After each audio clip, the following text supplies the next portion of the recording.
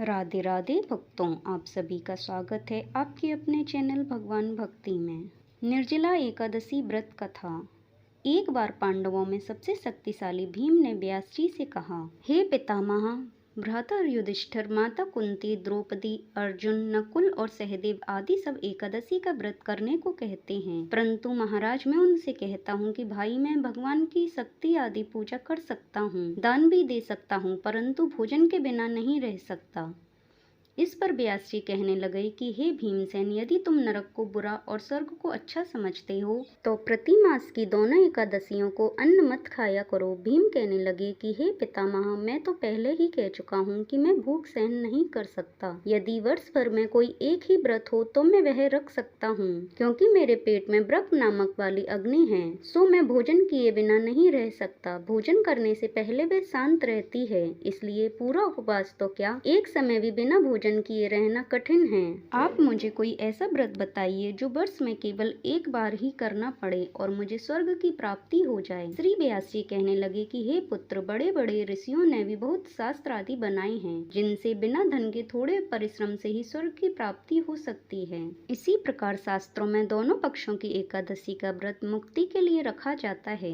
व्यास जी के वचन सुनकर भीमसेन नरक में जाने के नाम से भयभीत हो गए और कांप कर कहने लगे कि अब क्या करूं, मास में 2 व्रत तो मैं नहीं कर सकता। हाँ, वर्ष में एक व्रत करने का प्रयत्न अवश्य कर सकता हूँ। वर्ष में एक दिन व्रत करने से यदि मेरी मुक्ति हो जाए तो कोई ऐसा व्रत बताइए। यह सुनकर व्यास जी कहने लगे कि वृषभ और मिथुन की संक्रांति के बीच ज्येष्ठ माह के शुक्ल पक्ष की जो एकादशी आती है उसका नाम निर्जला है। तुम उस एकादशी का व्रत करो।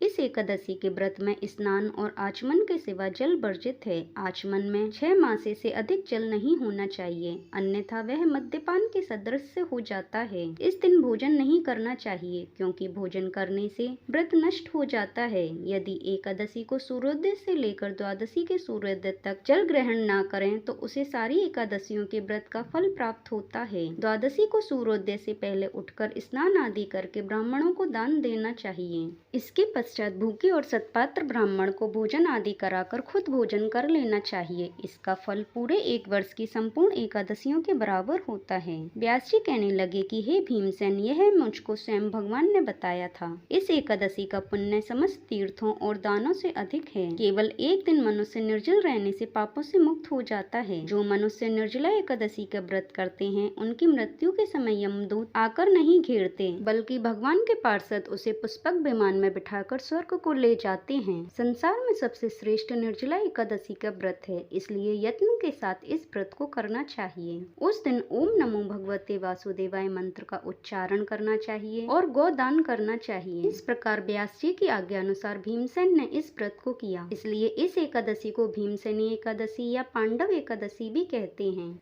निर्जला व्रत करने से पूर्व भगवान से प्रार्थना करें कि हे भगवान, आज मैं निर्जला व्रत करता हूँ, दूसरे दिन भोजन करूँगा। मैं इस व्रत को श्रद्धा पूर्वक करूँगा।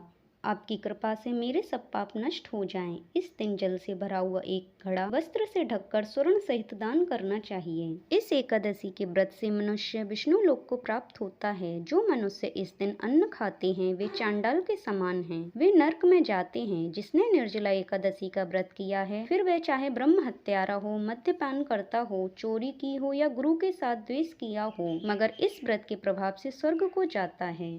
जो मनुष्य भक्ति पूर्वक इस कथा को पढ़ते या सुनते हैं उन्हें निश्चय ही स्वर्ग की प्राप्ति होती है। जय श्री लक्ष्मी नारायण। राधे राधे।